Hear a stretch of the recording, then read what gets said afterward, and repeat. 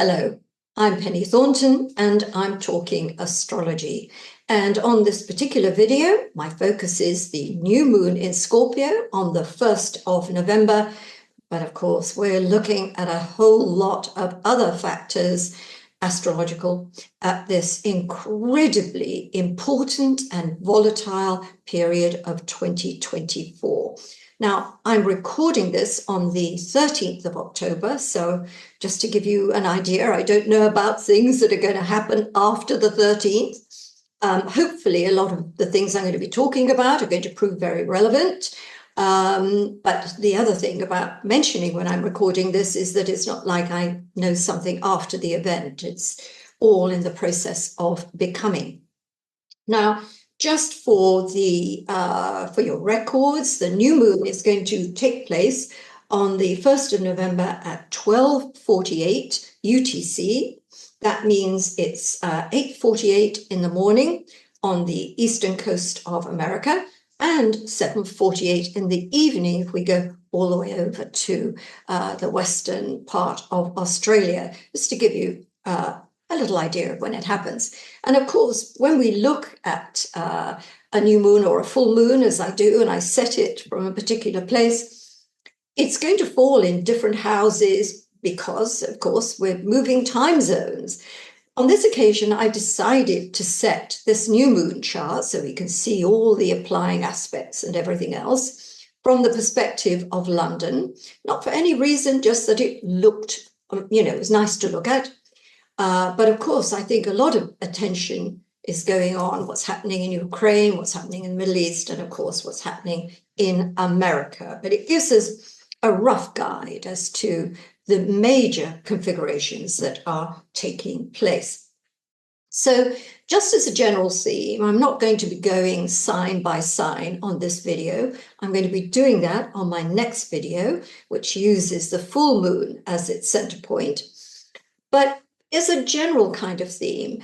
Every time we get a new moon or a full moon, it falls in a different part of the solar circle, the solar horoscope, so to speak. And this new moon in Scorpio falls in the 8th solar house, ruled by Pluto. So we're in the deeps. And it is a time of analysis, so that time spent in analysis is good. We'll learn a lot from breaking down situations and looking at them piece by piece, seeing what the root of a situation is all about. So that's something we can all embrace and think about. We're also looking at a period where, in general, things that have been buried come to light.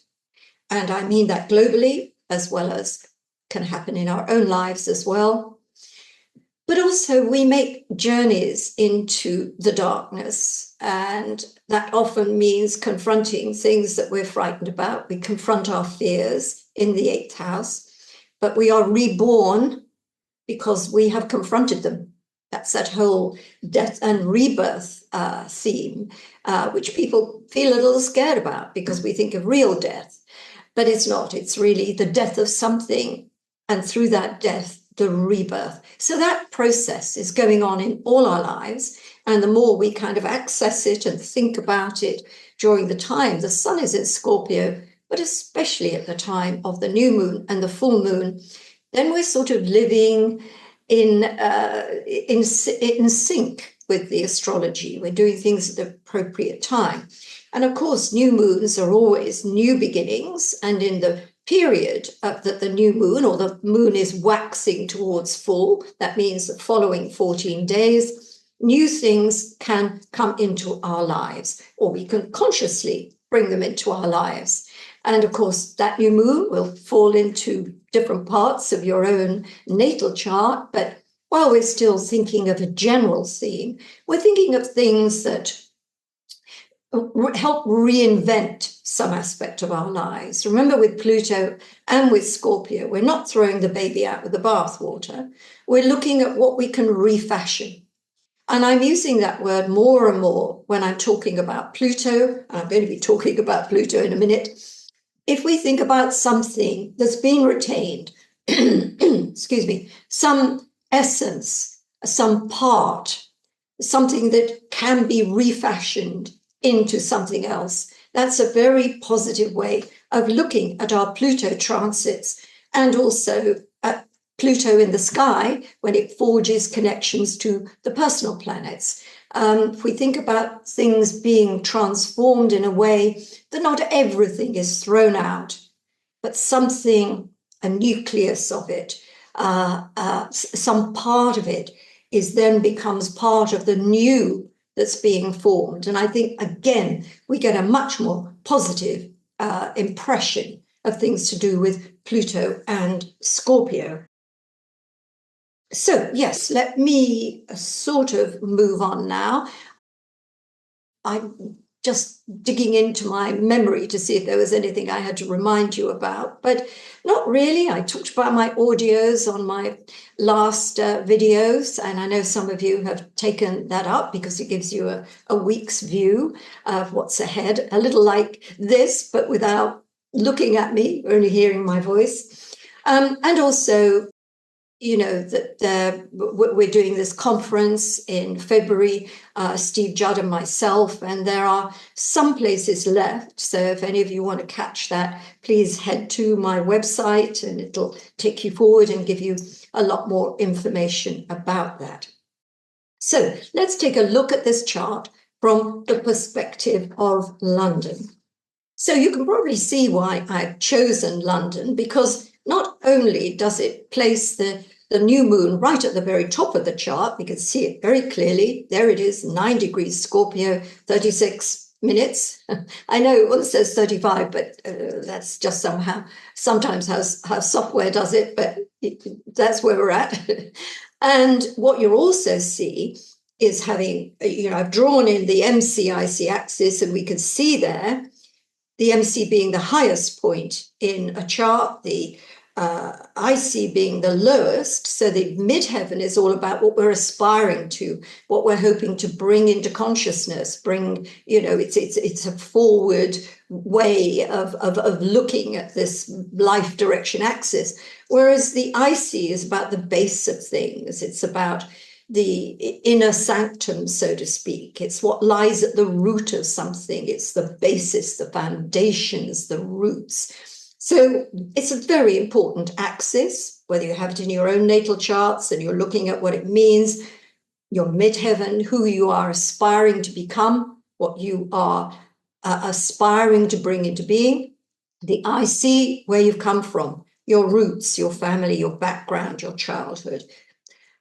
So very important axis. And as you can see from this particular horoscope, we've got a Mercury-Uranus opposition being brought into sharp relief by the time of day. And that Mercury-Uranus opposition, which will be exact, and I'm looking here at my list here, it's exact on the 30th of October, so it's a couple of days before the new moon. That's all about innovation. Uranus, the planet of technology, the digital world, social media, all of that kind of high frequency wave stuff. And we've got Mercury opposing it, which energizes. These are energizing principles. So there may be a development linked to the digital world that is a bit of a breakthrough. But on the other hand, we can get a lot of breakdowns in communications, and certainly to do with anything that's computer driven, or the sort of things that run our systems, airline systems, telephones, traffic lights. All of this kind of stuff is very subject to power surges, unexpected developments. So around this time, really, as you're listening to me, just be a little bit more careful with anything that could, if you don't press the right button in the right sequence, you could end up with a problem. And that's something to bear in mind always with Mercury-Uranus oppositions. But yes, this is going to be a period when there's a lot of surprising news. Who'd have thunk it? Who thought about that? You know what I mean. And things to do with transport, whether it's planes, it's trains, it's buses, it's cars. This is subject to either brilliant new breakthroughs. We're going to hear about, new inventions, But at the same time, there could be terrible breakdowns and delays and all sorts of nonsense going on with our transport and transportation. As for arguments breaking out, well, all you need is Mercury and Uranus, very different opinions. People snap. So don't be surprised if you find yourself in situations where everybody seems to be shouting at one another, or that you indeed yourself feel as though there's a great difference of opinion here. Maybe you're seeking consensus and bringing things together, but the chances are this is going to get more separated and more opposite, more polarized until it comes back together again. And as I said, surprises. And we are only really just about less than a week away from the American election. So there's going to be some pretty surprising developments around this time, and they could have an effect on the election itself, the outcome of the election. So the Mercury-Uranus opposition is not the only opposition. This is a time of opposition. We've got here Venus at the opposite side of the zodiac to Jupiter. And that Venus-Jupiter opposition will be exact on the 3rd of November, a couple of days after the new moon and a couple of days before the American election. Now, Venus and Jupiter are the good guys in astrology, Venus being the lesser benefic and Jupiter being the greater benefic. So it's hard for these two planets to really do anything bad. Sometimes they're excessive so that things spiral out of control.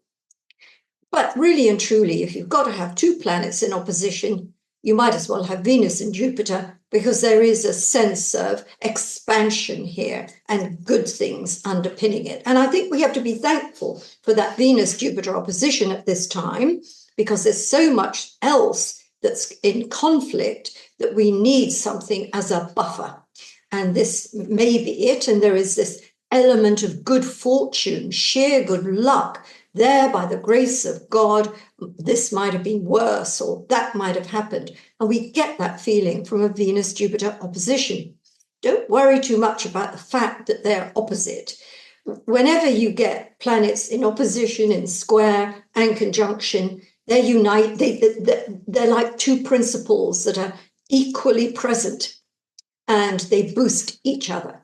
That's why when you've got Mars and Saturn, it's a bit of a problem, because you've got the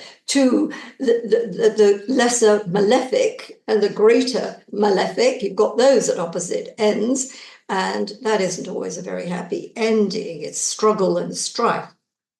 But let's come to this third big opposition that is present at this time, making it a time of opposition, but also a time when opposites can come together. Let's not forget, opposites attract and repel. And that dynamic is very present in this chart. So here we have Mars opposition Pluto. It's a difficult one. Mars being action, which is good. And we've looked at Mars in terms of sport and competitiveness and courage.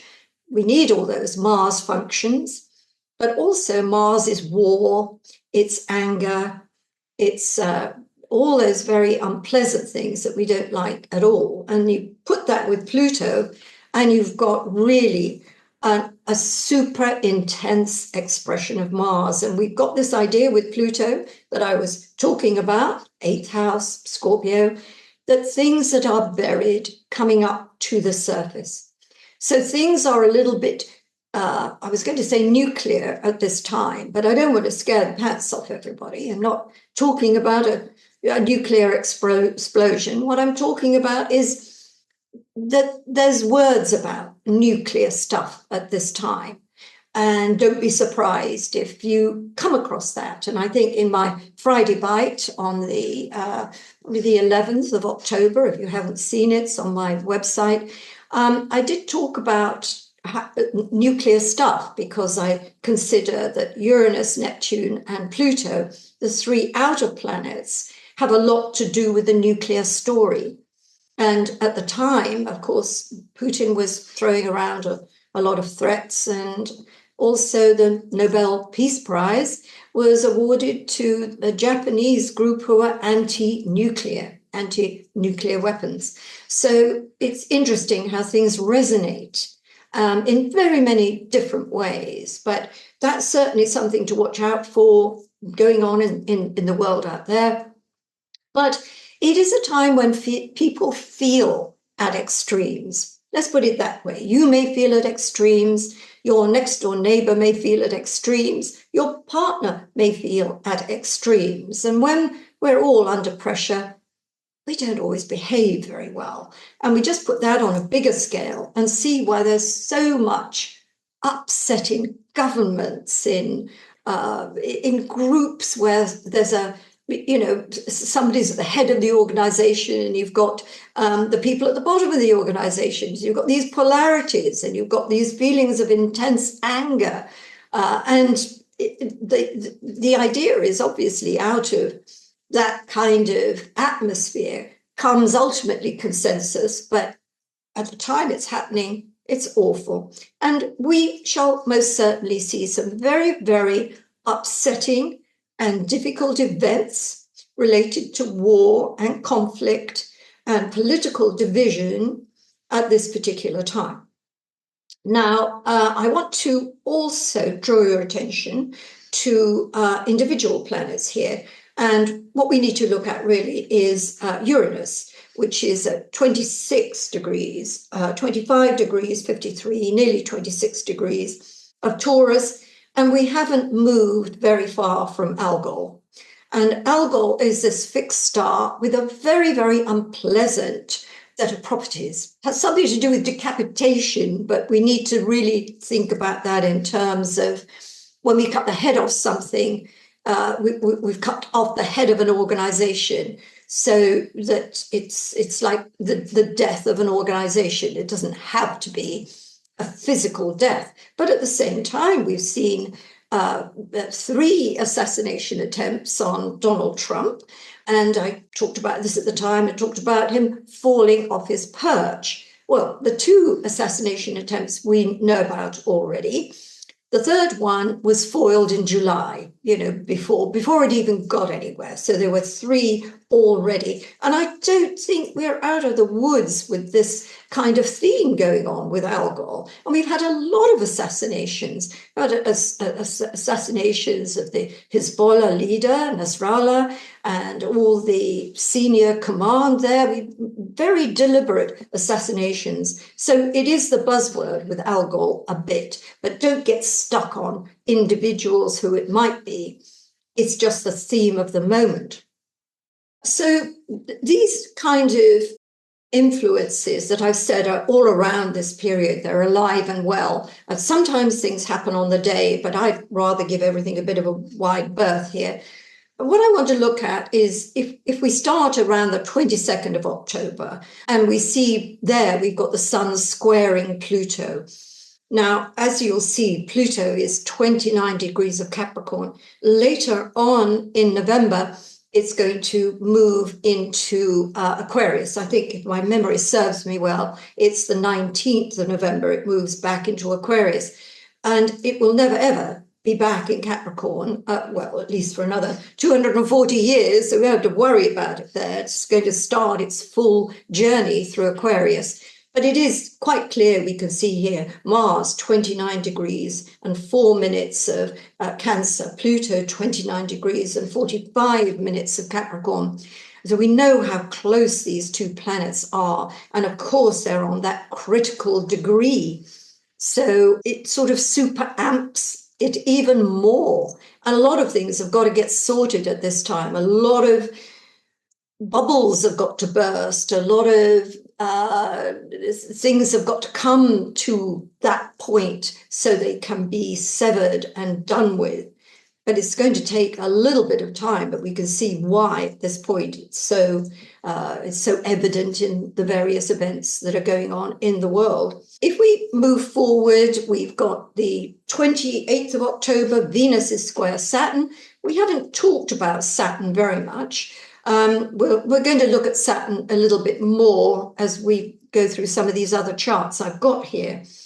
But Saturn is also going to turn direct. That's in the middle of November. So it's starting to become stationary. And it's really rather a powerful period for Saturn, even though we can not really see, there is a Venus-Saturn square, and that's going to happen on the 28th of October. But I think Saturn's role in the forthcoming election is going to be very important. It's just getting there at this point. Venus-Saturn aspects are very good for consolidating things that are to do with money or love.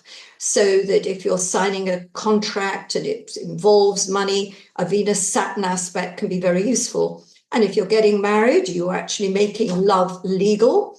So Saturn is entirely appropriate. So even though we don't think of Saturn as a very joyful influence, and it isn't joyous, it serves a very good purpose. It's the glue in things. But yes, I mean, Saturn is also reflecting a lot of the very difficult things we're having to look at the moment all over the world, and the kind of concern we have for the future of humanity. Saturn is serious business. We talked about the Mercury-Uranus opposition, but we're also looking at, and we've mentioned the Venus-Jupiter opposition. By the 12th of November, Mercury will be square Saturn. This is coming in the wake of the American election.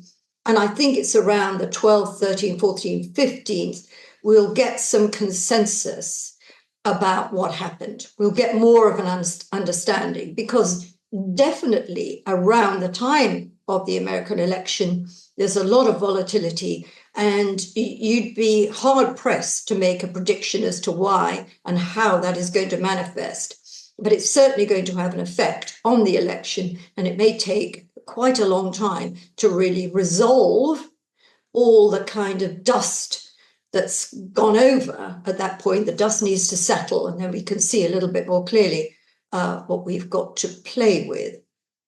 So I think that brings us up to where I want to go to. And now I think I want to talk a little bit more about the American election. So I'm going to put this chart up for you. And this is the chart of the US election on the 5th of November. Now, I've set it for 7 o'clock Eastern Standard Time in Washington, because that's where the polls open. I know that people are already voting. They're voting by mail or whatever, but really officially, the polls open, everything kicks off on the 5th of November at 7 o'clock in the morning. And it's a very, very good time to set this chart so that we can see all the dynamics going on for this day, this important day for America. Now, because it's kind of winter, or we're coming up in very late autumn, you'll see that at 7 o'clock in the morning, the sun has only just risen, and we've got the sun on the ascendant. So it's a strong chart, actually. And as you can also see, if you look towards the top of the chart, we'll see the symbol for Mars. And Mars is the most elevated planet. So Mars, the 0 degrees of Leo, is very, very prominent, and it's the ruler of the midheaven. So we know there's a battle on our hands, as if you need me to tell you that. And of course, Mars is opposition Pluto. Now, what you also need to look at here is the moon at 28 degrees of Sagittarius, Pluto at 29 degrees of Capricorn, Neptune at 27 degrees of Pisces, Uranus at 25 degrees, 26 of Taurus, and Mars just having gone away from that 29th degree. What we've got here is a kind of circuit where all these planets are connected: Mars, Moon, Pluto, Neptune, Uranus. So they're all resonating at pretty much the same pitch, which is why this is going to be an election not just of importance, but very, very controversial indeed. As we know, things are around the 13th of October. We see things being fairly evenly balanced in terms of who's ahead of who. Is it Donald Trump ahead of Kamala Harris, or is it Harris ahead of Trump? It varies from state to state. But we can see a lot of things going on. And this kind of controversy, all the controversies that are surrounding this sort of come together really on this election day. But I want to look at the moon at 28 of Sagittarius for another reason. The moon at 28 of Sagittarius does not make another major aspect to any other planet before it leaves the sign and enters Capricorn. That is called a void of course moon, and it means nothing will come of the matter. Now, there are two ways to look at this. Either there is no election because of something that's happened and it just can't take place. That's kind of very unlikely because I believe the elections in America are set in stone and nothing really ever changes it. So we're left with the alternative to that, which is nothing will come of it, that there is no decisive result at the end of the day. So we are left with an unknowing and an uncertainty and a very controversial, angry, conflict-ridden state of affairs. So that's something we need to look at. Now, what I also want to look at, and I'm going to just put this chart up for you so you can see this one. This is Kamala Harris's chart. And what we need to look at particularly with her chart is, what does she have that's anything like around 28, 29, 0 degrees of anything? And so we see straight off the bat, there is that very proud Saturn at 28 degrees of Aquarius. We've got the moon at 27, the sun at 27 of Libra. And so we can see that this configuration that I just showed you in the USelection chart, that degree area between 27 and 29, 0, is very much impacting her chart. So let me break it down a little bit more for you while we look at that. When we think of the IC axis on that election chart, it was 25 degrees of Leo, 55 minutes, 25 degrees of Aquarius, 55 minutes. That is as near as, damn it, to Kamala's Saturn. If we just look at that, we don't look at anything else, we can say that two things. Either this election will bring her to power because she is now accepting a great responsibility, the mantle of power and responsibility, and a heavy responsibility at that is placed on her shoulders. And that is to do with the MCIC axis at the time of the election chart is connecting with her Saturn. Now, let me move that chart away for a minute. And now let's have a look at Donald Trump. Now, where do we find 26, 29? Where are we here? What do we find? We find Mars at 26 of Leo, the ascendant-descendant axis 29, almost 0 of Virgo. Now, I know that there are a couple of astrologers who say they're not sure this chart is accurate, but what I want to say to you is that it has proved to resonate with Donald Trump very, very well. And as you can see, when we look at this chart, that midheaven of 24 Taurus, 22, and we know where Uranus and Algol are at the moment. So they're not just on the midheaven, on his midheaven, but squaring Mars. And we know already that he's had attacks on his life. So we can have confidence with this. I'm going to put that chart away for a minute, and I want to come back to the election chart again and just have that on screen while I'm talking, because I don't want to keep switching around here with these charts. That as we go through all the other very, very important connections that the election chart makes with both Donald Trump and Kamala's chart, you're seeing that this is a very finely balanced election, that each of them have plus points and each of them have negatives. If we go down the list, we can see that Venus at 22 degrees of Sagittarius, and remember that's right opposition Jupiter, that falls across Kamala's ascendant-descendant axis. In fact, Venus at Sagittarius is conjunct her south node, the part of fortune, and the descendant. Now, to have that, and it's a Venus-Jupiter opposition, it's not just, all on its own. So that means that Jupiter is not very far away from Kamala's ascendant and her north node. It's about 3 and a bit degrees. This is favorable. This would be the sort of thing that would say a rise to power, a successful vote.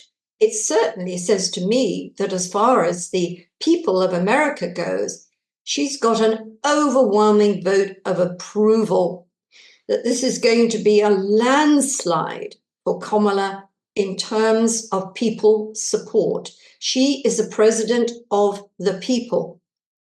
However, we know that there are going to be considerable odds against that coming about, simply because of the whole structure of how the election, how the electoral, the votes are tallied up according to state by state. If we look at that same Venus 22 degrees of Sagittarius, Jupiter 20 degrees of Gemini, we have here Donald Trump's moon at 21 of Sagittarius and his sun at 22 of Gemini. So we have that same Venus-Jupiter opposition on Donald Trump's sun-moon opposition. He was born at full moon on a lunar eclipse. And remember, a little while ago, I talked about Venus and Jupiter being the good guys in astrology. So he too has got a real thumbs up in the sense that this is going to be a good election for him. So how are we going to marry this up? We can see it's good for Kamala, we can see it's good for Donald, but we can also see it's bad for the two of them as well. And when we consider that, we come up with the conclusion that something is going to take quite a long time to resolve with exactly who emerges the winner. But in a way, they're both winners so far as we go through it. Uranus, we know, at 25 degrees of Taurus in this chart is conjunct Donald's midheaven and square his Uranus. And we know that's a really difficult, volatile, upsetting, off your perch kind of influence. But guess what? Uranus is square Kamala's Saturn. Now, sometimes when we've got a Uranus-Saturn aspect, and you can think about this in your own life, in your own chart, we have the potential for stuck situations to shift. There is a big shift. So we could see this as a positive in that there will be a shift in the responsibilities and the various things pertaining to her role in life, because Kamala's Saturn is conjunct her midheaven. So does this mean that that shift is that she doesn't get the vote to become president, or does it mean her vice presidential role is over because she's president? Okay, we've got two versions of this same event. Now let's look at Saturn. As we can see here in this election chart, Saturn is 12 degrees, Pisces, 47 minutes, almost 13 degrees. Now, that is exactly opposite Kamala's natal Uranus, and that Uranus is in a stellium, a trio of planets, Pluto and Venus being the other two, that she has very closely together in the sign of Virgo. So Saturn is opposing her all-important trio of planets. And, you know, we talked about Uranus squaring her natal Saturn, and now we've got Saturn opposing her natal Uranus. We've got the same story being said two ways. So we were seeing this as a dynamic shift in a situation, but which way that shift is we're just going to have to wait and see. The other thing I wanted to point out, and I remember saying this when we were looking at the full moon chart of the 19th of August, which was spectacular. Remember, we had a full moon at 27 degrees Aquarius, Leo, and Uranus was exactly squaring it. And Saturn at that point was, I think, if memory serves me well, around 13 or 14 of Pisces. And so it was doing the same thing. We have Saturn opposing this stellium of Comelas. And I said it would be interesting to see, because, of course, that full moon was also on her natal Saturn. And I said this is a really big test as to whether she comes through stronger on a Saturn transit like this, or something nudging her natal Saturn, or whether she is brought down by it. And I used Margaret Thatcher as my example, because Thatcher had Saturn rising in Scorpio and was known as the Iron Lady, as indeed Kamala may soon become herself known as the Iron Lady. We saw that every time there was a major Saturn aspect, she didn't fall to pieces, she became stronger. And I think at the time that full moon took place, which was the Democrat convention, she came out fighting, successful. So there's a pretty good chance that around the time of the election, she's going to come out very successfully from this. She's certainly not going to be weakened by it. She's going to be strengthened by it. Finally, let's look at where Pluto is. Pluto is 29 degrees of Capricorn at this point. Now, that means it is squaring Kamala's natal Mercury in Scorpio, and it's also in conjunct Donald Trump's ascendant, so, and semi-sextile the descendant. So, or have I got that right? Where are we? Yes, 20. Let me find Donald's chart. Yeah, 29 degrees of Leo. So 29 degrees of Capricorn is in conjunct that point. And so both of them, in a way, have got a Pluto influence going, which is a hard one. It's dynamic. Remember, I talked about whenever you've got oppositions, squares, and conjunctions, there are aspects that are dynamic. They're bringing the two principles, or sometimes there's more than two principles together, and it's happening. You know, the quality, the properties of the planets concerned are full amped. They're fully deployed. So that we can see here with the Pluto nature itself. And remember, I talked about this earlier on, the idea of reformation, of death and rebirth, of refashioning something. These principles are very alive and well in this election chart, and the way the day of the election plays into both of their charts. Now, there are another two things that I would really like to mention here, and that is, let's look at the nodal axis. We can see that the nodal axis here is 5 of Aries Libra. Now, the south node at 5 degrees of Libra is Donald Trump's natal Neptune. And whenever we get Neptune, we get loss, we get a weakening, we get erosion. But we also find this in Kamala's chart, because the rising degree, the election chart itself at 16 degrees of Scorpio, is Kamala's natal Neptune. Nobody wins, nobody loses. That's what we're looking at in this particular chart.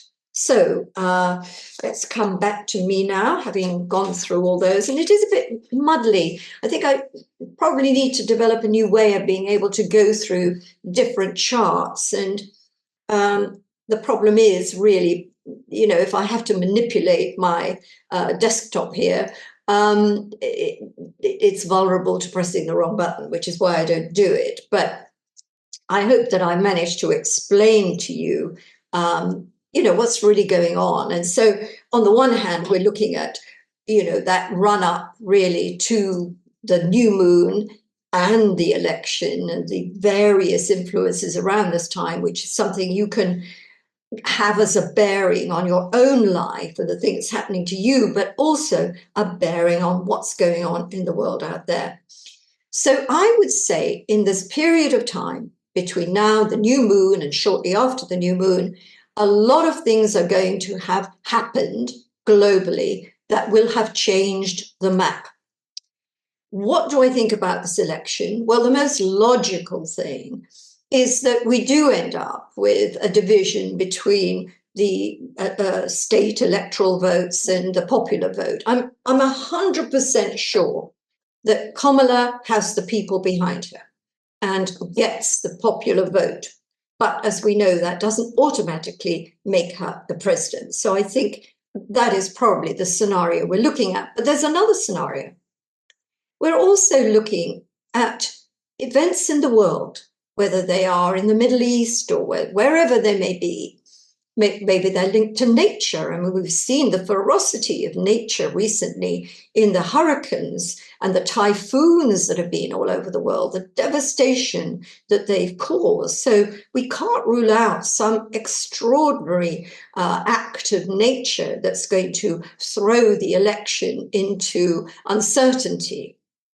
But we could also look, we know we've got a lot of assassinations going on at this time, and we have to see whether there isn't anything like that that gets thrown in the mix at this particular time, which then also means that the election, remember looking at that void, of course, moon, the most logical one is there's no outcome on the day. But we could also look at the fact that there is no election. So we are dodging around these two things. And as you know, I'm not clairvoyant and I don't have voices in my ears. So I haven't got another take on it. I only have my little grey cells working on this. And this is what you've got. This is my interpretation of the astrology. So, right. Last thing I want to come to, and this is really something I was going to mention it just a little bit earlier on, but I'm going to mention it now. And that is the election chart. When we looked at the rising sign, we saw it was 16 degrees of Scorpio. I thought to myself, I want to have a look at what that Sabian symbol is. Now, those of you who don't know what the Sabian symbols are, these were an experiment conducted back in the 1900s, earlier 1900s, 1930, I think, whereby Mark Edmund Jones and a psychic worked together with Mark Edmund Jones. I hope I'm right here. I'm working from memory. If I'm wrong, I apologize for saying it's Mark Edmund Jones, but I believe it is. Although Dane Rudger has written the definitive book almost on the Sabian symbols. But just to get it into what it's all about, is about as each degree of the zodiac came up, 0 degrees Aries, 1 degree Aries, 2 degrees Aries, then this psychic would tune in and an image would appear. And that image then became the symbol, the image related to that degree. So the 16th degree of, it's actually the 17th degree, I think, because it's already moving on its way to that point. There's a symbol for this, and I'm just going to read it out to make sure I'm right here, is a woman impregnated by her own spirit is great with child. Woman impregnated by her own spirit is pregnant with child. Now, that to me is an extraordinary kind of image. It's certainly about self-determination. I mean, if you have this in your own chart, that says a lot about how you, during the course of your life, will be able to, by the force of your spirit, manifest or bring into being things, self-determination. So, of course, when we think about this image and we think about the idea of America's first female president, potentially, it is quite a powerful indication that this is the female impregnated by the great feminine giving birth to something. It may speak volumes about the role women will play in this election, in their voting. It says a lot about Kamala as the head. This, she is the steering of this powerful feminine ship. Does this give us a glimpse of the future in terms of America? We have a feminine spirit giving birth to itself, self-determining. It's certainly a very powerful image. And I think even if we get away from stereotypes and we don't think so much about male and female, we could see that this election is giving birth to something that is self-determining. Now, one thing is for sure, as we think about what's going on in America, is that we've got extreme forces and we've got this idea that America will change radically with the result of this election. Now, we should be hoping that this image gives us a feeling of positivity. This is such a positive image that you could say whoever gets the presidency has this image attached to them, which is very powerful and very strong. And, I usually end my videos with something related to what I've been talking about during the video. And I do think that this is such a powerful image for all of us, male and female. Let's cut out the genders here and just think about the spirit impregnated with our own spirit giving birth. How powerful is that? And I think it's worth meditating on, even if we don't sit in meditation deliberately and meditate on what this Sabian symbol means. I think we may catch ourselves thinking about it from time to time and how powerful that is. Once we harness our spirit to our psyche, to our being, all sorts of things are possible. All right, everybody, thank you for being with me. And I look forward to seeing you next time when we'll be talking about the full moon. And that's a spectacular full moon too. Okay, bye for now.